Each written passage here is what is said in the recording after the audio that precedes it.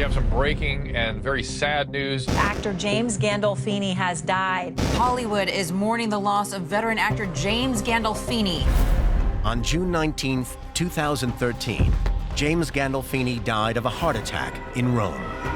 Is he 51? So young. Yeah. He's 51 years old. A famously intense character actor, he was credited with changing the very nature of television acting. He brought cinematic acting into television. His talent was unbelievable. First appearing in films such as True Romance and Get Shorty, it was the HBO series The Sopranos that made him a household name. He was Tony Soprano. He really humanized the role of a mob boss.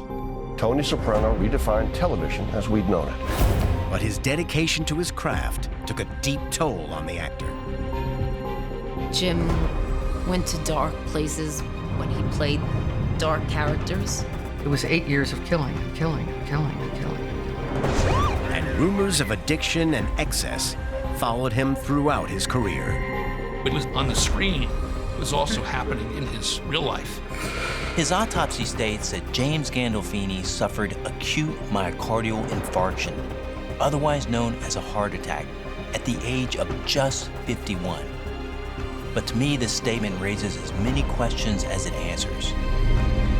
I want to investigate what might have caused him to die in this way at this relatively young age.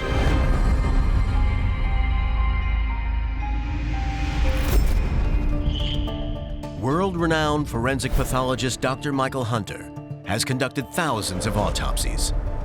As the chief medical examiner in one of America's biggest cities, he works closely with law enforcement to investigate suspicious deaths. James Gandolfini died at just 51 years old. To suddenly die at this age is rare and suggests to me severe and deep-seated health issues. I'm going to analyze every part of his medical history in order to discover what really led to his premature death.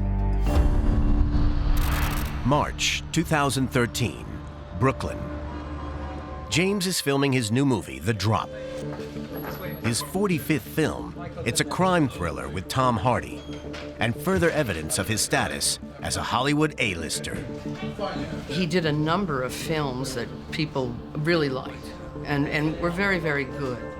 He wanted to be the best artist he could possibly be. He plays a bar owner in over his head with the Russian mafia, the blend of tough but vulnerable that is James's stock and trade.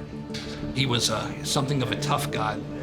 This was a guy who was an edge to him, and that kind of came through in the majority of roles that we saw him in. James splits his time between New York and LA, where his son lives with his ex-wife. And James is already planning a father-son vacation to Rome once the shoot's finished. Jim was extremely close with his son, Michael. He spent as much time with him as possible. He would drive him to school every morning. He was a very, very good father. But the vacation will be James's last. In less than 3 months, he will be dead. At the time of his death, James was 6'1" and approaching 300 pounds. At almost twice the recommended weight for someone of his height, he was clinically obese. But he was working nonstop in the months leading up to his death, filming up to 10 hours a day, which takes a huge amount of stamina. Therefore, despite being overweight, he appeared to be in relatively good health at the end of his life. At this stage in the investigation, the cause of death is not immediately apparent. James Joseph Gandolfini Jr. grew up in Park Ridge, New Jersey, to Italian parents. His father was the head janitor at the local Catholic high school. Jim came from a blue-collar background. His mother was the lunch lady at his school. You know, there was no Gatsby in Jim Gandolfini. His Italian heritage was deeply ingrained into the young James. He was a child of immigrants, and I think that history and whatever he had heard about it influenced him. James got the acting bug at school after landing the lead role in the school production of Kiss Me, Kate. At a young age, Jim knew that he wanted to act. I'm not sure how much support he got from his family. Rather than become an actor, his parents wanted him to go to college. Friend Mark met him at Rutgers University, where James was studying communications. People loved him. Everyone loved him. He had a great natural charisma. Girls really liked him. Big, broad-shouldered, had long blondish hair, you know, he's a really good-looking kid. But he also, he had his wild side. At 18 years of age, James fell foul of the law. He broke a traffic barrier and the New Brunswick police arrested him. So I put on my Navy uniform and I go downtown to the police station. I say, hey, I want to get Jim Gandolfini out of jail. And the cop says, well, who are you? I said, well, I'm his cousin. I'm in the Navy. So I paid whatever it was. It was like 25 bucks. And I got him out of that. And then I remember going to court with him, too. Uninterested in his studies, he told friends about his true passion. I knew he wanted to be an actor. He just didn't know how to go about doing it. But after studying, he took a series of casual jobs, from managing a New York nightclub to furniture removal. Hey, the lady, where you going, f***head? It wasn't until he hit his mid-20s that James enrolled in an acting class run by Catherine Gately. He had so many sides of him and complexities to him. He was a truly authentic person. At first, she had trouble getting James to express his full range of emotions. He avoided anger, and that was the thing that I kept pushing and pushing.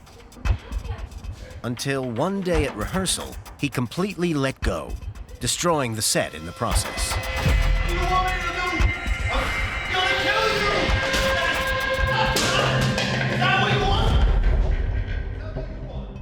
And after it was over, he was thrilled. And then he said later, that's when I realized there was a lot of things I'm capable of doing. It was this ability to control the simmering emotion beneath the surface that would land him a string of roles playing psychos and mobsters. He felt that every human being, no matter how bad they were, had goodness to them. He never wanted to play a killer as a killer. He just thought that was so silly. But even after his eye-catching role as Virgil in True Romance, he still had to supplement his acting with bar work and odd jobs. And it wasn't until the age of 38 that he landed the role of angst-ridden mob boss Tony Soprano. Believed that he was very lucky to be where he was, and that with a couple more mishaps of fate, he'd still be a bartender someplace. Looking back at pictures of James Gandolfini, it's clear that his weight increased dramatically when he took on the role of Tony Soprano. And it seems that this change in his physical appearance was rooted in his dedication to his acting. Gandolfini studied the Meisner technique, which requires the actor to transform into a new persona. When it came to playing Tony Soprano, James saw his size as an essential part of the role. If you look at the beginning of The Sopranos in '99, he was 230, 240 pounds. Jim was 6'1", 285 pounds when I met him. I think he knew in the back of his mind, no one's going to believe in a skinny mob boss. Brent Seaman was James's stand-in on the movie Lonely Hearts, shot just before the final Sopranos series. The production said, listen, if you want to be his stand-in and photo double, you're going to have to put on weight. Sopranos co-star Joe Pantoliano recalls James's attitude to eating on set. We did a breakfast scene in a diner, and he was eating steak and eggs. Watch any other show, any other actor, or actresses especially, they play with the food, right? They never swallow. Jimmy G swallowed. And I mean, he went through about 4 or 5 steak and eggs. But there were question marks over the effect this was having on James's health. I think that weight gain was a sign and a symbol of the toll it was taking on him, and I worried about him. It took its toll. It really did. I just looked at him and I said, Jim, you gotta get some of this weight off. And of course his response was, this I know. At 300 pounds, James was at risk of high blood pressure, high cholesterol, and diabetes, as well as coronary heart disease, all of which carry significant risk of heart attack. So I have no doubt that James' weight and unhealthy diet played a role in his death. April 2013, Brooklyn, 3 months before his death. Filming of The Drop is coming to an end. But an eyewitness report suggests James was struggling physically. At one point, he leaves the set during a spell of breathlessness. He had breathing issues. If you watch The Sopranos, you could hear him breathing. It doesn't surprise me that James had trouble breathing. As well as being overweight, I can see he was a smoker. As Tony Soprano, James was rarely seen without a cigar. And it seems the actor enjoyed cigars too. Tony was the ultimate flawed anti-hero. A family man who's having an affair, a crime lord with anxiety and mental health issues. A man who smokes, drinks, and eats too much. And parts of James's life mirrored this. Jim's performance was always real. He became the character. That's why people would call him Tony all the time, because they believed that that's who he was. He wasn't an actor, he was Tony Soprano. Smoking would have put further strain on an already overworked heart. Although cigar smokers tend not to inhale, nicotine from the smoke is absorbed in the mouth, raising blood pressure, while carbon monoxide reduces the amount of oxygen in the bloodstream.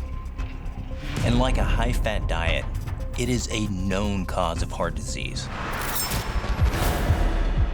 Overall, I'm starting to form a picture of a man who put his acting and the stresses that went with it before his health. I want to understand what effect this had on his mental and physical well-being. Jimmy played that role over and over and over and over again for close to 10 years. I worried about it. June 2013, Los Angeles, 2 weeks prior to his death. James calls up ex-fiancée Laura Somoza. He met Laura while making the movie The Mexican. She was a production assistant on the film, and the two became engaged. But James and Laura separated in 2005. Now James has an 8-month-old baby with his second wife, Deborah.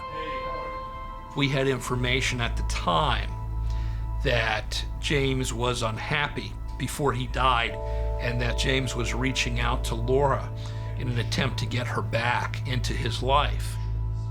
There are indications that James was dealing with emotional issues and a troubled private life in the months leading up to his death. Like the character that he played, Tony Soprano, I can see that James sought out therapy over the years.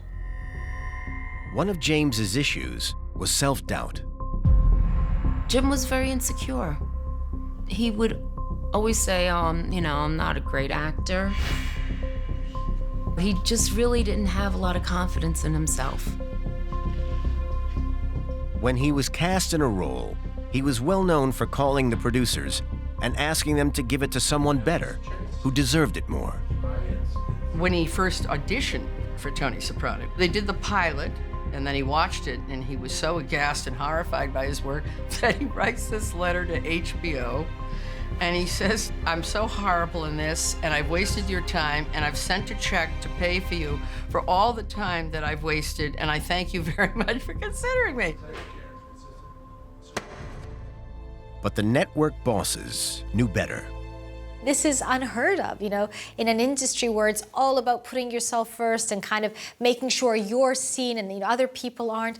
If you have that kind of self-doubt, one has to wonder if self-care comes easily at all. James's Italian New Jersey upbringing was intrinsic to many of the characters he brought to life. He was a Hollywood guy, but I think the Jerseyness of him never left. And that's what made him so successful in the role. But friend Mark believes it may also have had a less positive impact. He's a Southern Italian, and I'm a Southern Italian. There's still some ruffles with assimilation. There is this sense that we don't really belong anywhere. And I think that inherent in our character is this sense of self-doubt. Are we good enough? The early 2000s, on the set of The Sopranos, feelings of low self-esteem were compounded by the difficulty he had remembering the pages of dialogue required of him.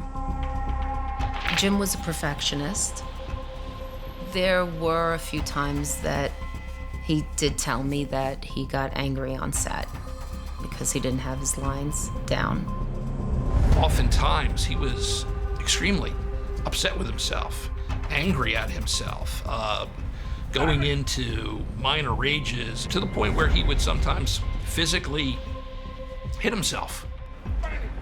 In our hyper-masculinated society, being angry is much more acceptable than being sad. And if you think of James, he grew up in Jersey, of Italian descent, 4 or 5 decades ago. So this is a time when being a guy and being sad wasn't okay, but being a guy and being angry, well, that was absolutely fine. So what ends up happening is those two emotions become conflated.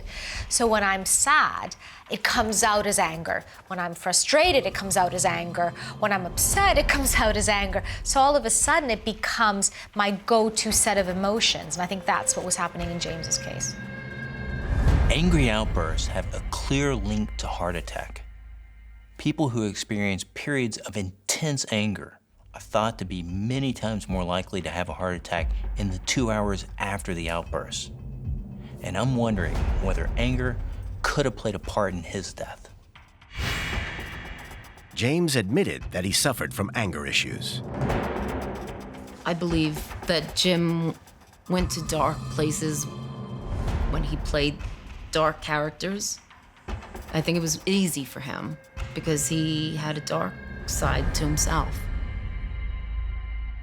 During a rare interview, he said of mob boss Tony Soprano, "I'm playing an Italian lunatic from New Jersey, and that's basically what I am." Friends and family worried about the strain it was having on him. You really have to ask yourself, how does it, start to affect you? He immersed himself in these characters, and some of these characters were genuinely psychotic. They're psychopathic, very dark, very violent, and, he would have had to have drawn on his own experience of anger, of frustration, of all of those negative emotions to at least come close to being able to emulate that. In addition to that, he would have had to have stayed in character, which means there was no respite for him. When there was an intense scene, you certainly didn't want to get in the way of Jim's preparation. On the day that he died, James was on vacation with his son and was reported to look relaxed and happy. So I don't think anger directly contributed to his death. However, experiencing these emotions on a regular basis is not healthy and can lead to high blood pressure. As well as delving into his dark side to summon his anger and intensity, James would also put himself under physical stress by depriving himself of sleep or putting sharp stones in his shoes. The fact of the matter is that he's trying to show emotion in as real way as possible. So there's playing a part, and then there's being the part. And I think he very much tried to do this. The idea that he put himself in physical discomfort, you know, putting rocks in his shoes or becoming sleep deprived, so he felt that angst, so he felt that discomfort and anger, attests to the fact that these were real emotions for him. This wasn't something that he could turn on and off, you know, with a switch of a button. This was something that he was experiencing physically, emotionally, psychologically. There is evidence here that James was under significant emotional and physical stress over a prolonged period. At work, he embodied the characters he portrayed to such an extent that his friends were worried for his health. He suffered from self-doubt and relationship difficulties.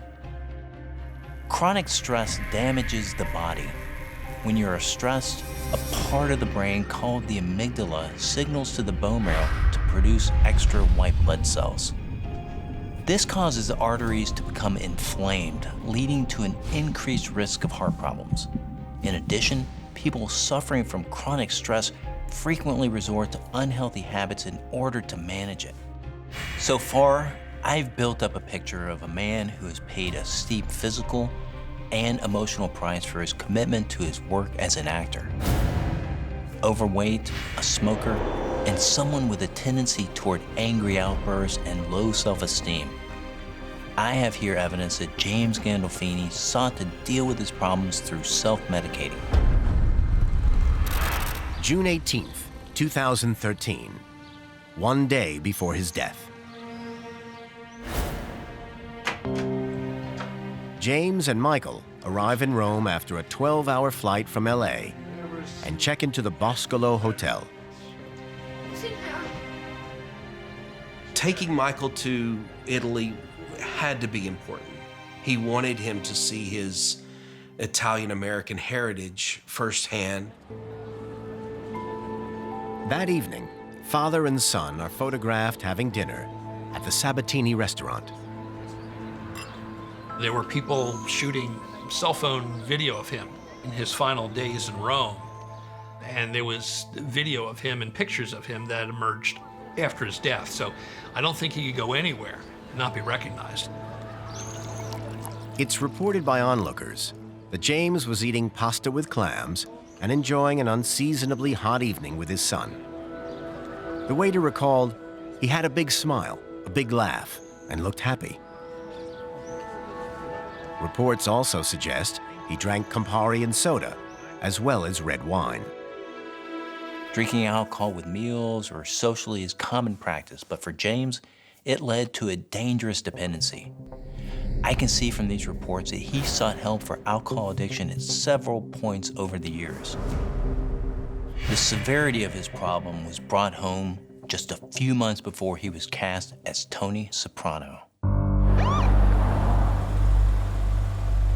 In 1997, James was out in Los Angeles and he was picked up by cops for driving under the influence. And I think that the incident triggered his first encounter with going into rehab. But it wasn't a problem James was able to deal with easily. I know he tried rehab a couple of times.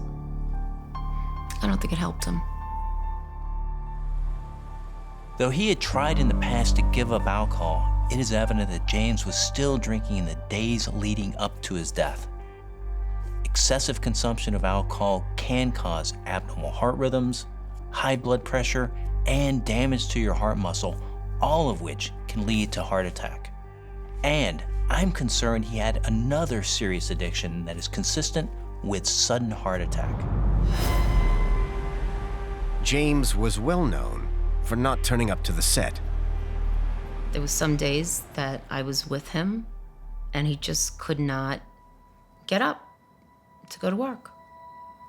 He called and said, "I'm sorry, but I just can't make it. I'll pay for whatever the day is gonna cost," which was a lot of money. Guilt-ridden, the actor tried to make it up to his colleagues. When he came back, he'd be extremely upset about what happened. He would arrange to have massages for the cast and crew on the set, where he would have sushi and special treats delivered. I think he bought the entire crew watches. Everybody had a watch from him. He's a very generous man. That was in his heart. Then, during the filming of the 4th series of The Sopranos, he didn't show up for an expensive end-of-season finale. They had pretty much shut down the Westchester County, New York airport at a great expense. James simply never showed up. They didn't hear from him the next day. The next day after that, there were people on The Sopranos, the crew, who thought, you know, that maybe he died somewhere, maybe he's dead somewhere. It wasn't until 4 days later that a phone call came into the production office. He had no wallet and no cell phone. The only number he could remember was that of the production office. He said, "That's James, I need to be picked up. I'm in the middle of Brooklyn." Around this time, James divorced his first wife, Marcy. According to allegations made by her during the divorce proceedings, some of his absences from the set were down to a serious cocaine addiction. Marcy had kept a diary in which she had made entries very specific to his secret battle with cocaine and alcohol abuse. This horrible addiction was controlling him to the point where he would drift out of the house. He would go off and buy drugs. He would end up with various women in very seedy and dark places. Very, very dark stuff. Cocaine works by increasing levels of the pleasure hormone dopamine, making the user feel high. It's extremely addictive and can be very damaging to the heart. Frequent users can suffer from cardiomyopathy, damage to the walls of the heart.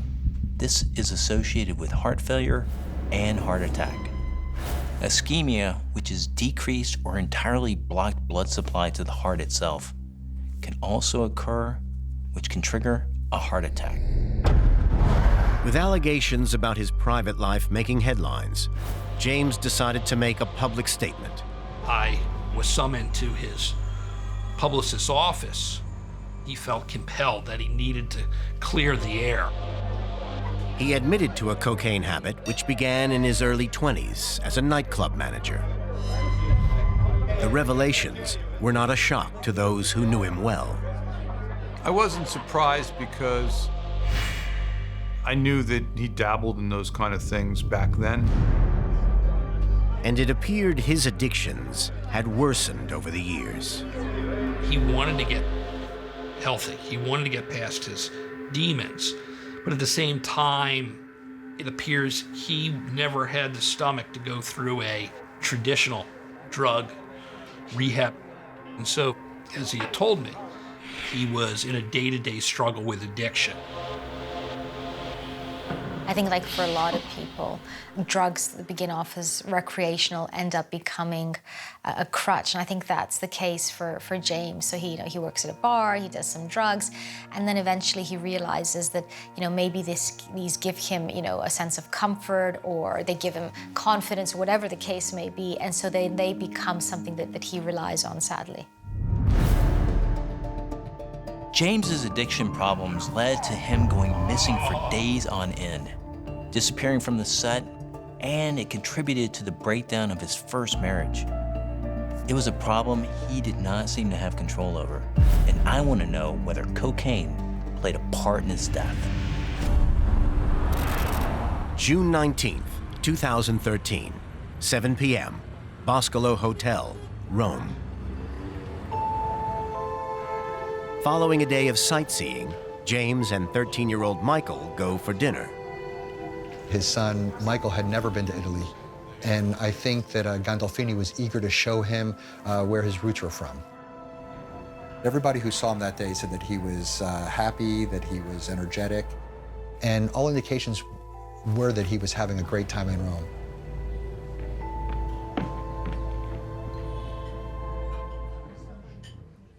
It is later reported that the actor's final meal consisted of 4 shots of rum, 2 pina coladas, and 2 beers at dinner, as well as 2 orders of fried shrimp and a large portion of foie gras. 9 p.m. The pair returned to their hotel room.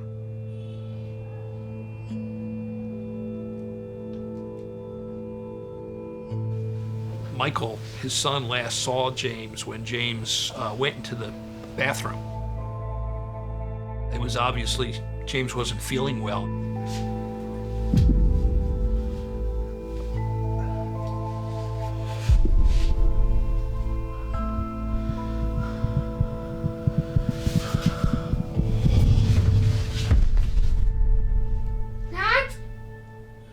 Michael didn't hear anything from his father in the bathroom. The door was locked. He wasn't able to get in.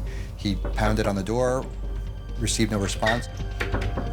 Michael went running downstairs and alerted the people at the desk that his father might have been ill.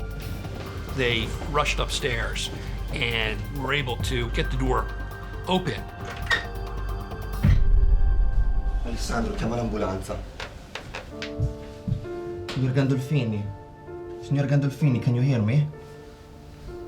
At this point, it's evident that James is not breathing and in a state of cardiac arrest. His heart has stopped pumping blood around his body. CPR, or cardiopulmonary resuscitation, is used to pump the heart manually in order to get blood circulating and continue to deliver oxygen to the brain. The hotel staff attempt to resuscitate James as they wait for an ambulance to arrive. 10:08 p.m. The emergency crew are on the scene approximately 8 minutes after they are called. The statement from the ambulance driver was that they found the hotel workers performing CPR on him, but he was flatlined already. There was nothing they could do. I can see that at this point, medics prepare to use a defibrillator to try to restart Gandolfini's heart. This is where an electric current is delivered to the chest wall. The shock is intended to interrupt an irregular heartbeat, which can occur during a heart attack, allowing it to return to normal. But eyewitness accounts suggest Gandolfini had already flatlined by this point. A defibrillator will only work when there's some activity within the heart, so the attempt was futile. 10:20 p.m. The actor arrives at the emergency room of the Umberto Hospital. It's a short ride to the Hospital Umberto. The hospital tried to resuscitate him. They were unable to do so, and at 11 o'clock, they formally pronounced him dead. James Gandolfini is declared dead at 11 p.m.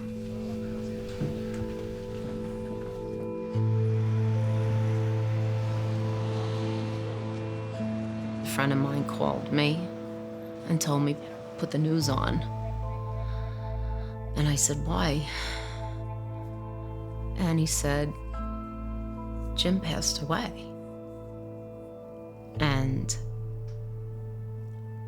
I almost collapsed. We have some breaking and very sad news. Hollywood is mourning the loss of Actor James Gandolfini has died. News of James's death soon spreads around the world. When he died, I was shocked that he was gone because he was such a massive force. But the other part of me had expected it. Isn't that awful? I thought about him, you know, all day, all night, and just thought about the tragedy of it. While the public waits for the autopsy results, rumors circulate that his death was linked to his well-known battle with cocaine. My first thought was, oh my God, was this the result of his addictions? Was this a result of substance abuse? Today we received the results of the autopsy, which stated he died of a heart attack of natural causes. The autopsy further states that nothing else was found in his system. When the autopsy came out, of course, nothing could bring him back, but in some way, a little part of me was happy in the sense that the addictions that he had struggled with so long in his life did not end his life. No drugs were found in James's body, so although cocaine may have caused long-term damage to his heart, he didn't die from a sudden cocaine-induced heart attack. However, I can see here that James suffered from a life-threatening condition which could have been responsible, and which wouldn't necessarily have shown up on an autopsy. Jim had sleep apnea. There was some times that he would fall asleep and he would just and not breathe. And I'd like shake him, you know, and he'd breathe again. But it was very scary. I'm like, you know, what should I do if you don't breathe? You know, he's, oh, call 911. Obstructive sleep apnea is when the walls of the throat relax and narrow during sleep, interrupting normal breathing. Sufferers are encouraged to wear a special mask when they sleep. Failure to do so means that they stop breathing and then start again with a gasp. This can happen hundreds of times a night. He was very embarrassed to wear this apparatus that was like a snorkel kind of thing with a hose. And I mean, I didn't mind because I didn't want him to die. It's estimated that untreated sleep apnea may raise the risk of dying from heart disease by up to 5 times. This is because when breathing stops, the body responds by releasing adrenaline. And this increases heart rate and tightens blood vessels, increasing blood pressure. I'm certain this would have had a negative effect on James's health. And Dr. Hunter has found evidence that James was suffering from another deadly disease. We did his breakfast scene in a diner, and he was eating steak and eggs. I said, you know how much cholesterol is in there? He says, 25% of my arteries are blocked. I said, are you crazy? And he said, hey, 75% still work. Any percentage of blockage in the arteries means the sufferer has the disease atherosclerosis. Plaque is made up of fat, cholesterol, calcium, and other substances found in the blood. Over time, plaque hardens and narrows the arteries. If this builds up in the coronary arteries, those leading to the heart, this is called coronary heart disease. Jim knew that he needed to make changes in his health, and I would suggest things to him, but it wasn't something that was easy for him. I remember him saying, what do you think? You're the one that's gonna help me. You're the one that's gonna change my weight. Overall, James was at very high risk of heart attack. Smoking, drinking, cocaine abuse, his weight, sleep apnea, and atherosclerosis. But why did he die on that day, June 19th, 2013 in Rome? I think the answer lies in the events just prior to his death. On the day he died, it was unseasonably hot in Rome, with temperatures reaching 100 degrees Fahrenheit. Rome in the summer is vicious, and you have to walk everywhere to sightsee. If you have a little bit of weight on you, any kind of heat, any kind of warmth is one of the most uncomfortable things there are. People with atherosclerosis are at higher risk of heart attack during hot weather. Sweating leads to dehydration, which reduces the volume of blood. And this makes the heart pump harder, which in turn can overwhelm the heart and result in a heart attack. James then went on to eat a heavy, high-fat meal accompanied by several alcoholic drinks. And I think that this, more than anything, is what led to his fatal cardiac arrest. Apparently, he ordered a couple of plates of deep-fried shrimp, an order of foie gras, so not the latest meal you can imagine on a hot day, and then several drinks, including 2 pina coladas, a couple of beers, and then 4 shots of rum. A recent study indicates that a heavy meal quadruples the chances of a heart attack in the first 2 hours after eating. After eating a heavy meal, the coronary arteries can constrict, making it more difficult for blood to flow. In addition, the blood becomes fattier and thicker. When someone already has diseased arteries, this can cause a blood clot to form, leading to a heart attack. In James Gandolfini's case, his final meal was very likely the trigger. The heavy food constricting his already diseased arteries, while the alcohol raised his blood pressure further. James was well aware that his arteries were partially blocked and that his health was in danger. The tragedy is that he didn't have the self-love he needed to look after his body. It's amazing when you look from the outside in, you kind of think, you know, this man's life ticks every box. You know, he had people that loved him. He had an amazing career. He had accolades from people high up in his industry.